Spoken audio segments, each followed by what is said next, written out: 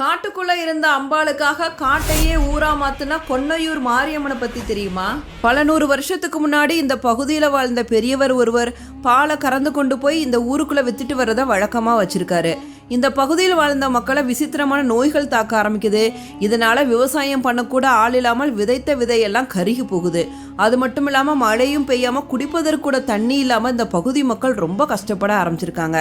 அப்போ மக்கள் எங்களோட தோல் நோய்களையும் பஞ்சம் பட்டினியையும் தீர்த்து வையமா அப்படின்னு சொல்லிட்டு அம்பாளை வேண்டுறாங்க.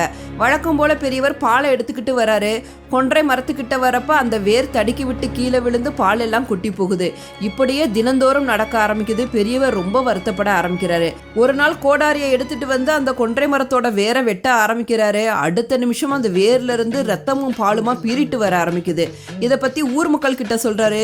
ஊர் மக்கள் எல்லாரும் ஒன்று சேர்ந்து வந்து அந்த இடத்த தோன்றாங்க. அப்ப அதுக்குள்ள இருந்த அழகிய திருமேனியாக அம்பாள் வெளிப்படுறா.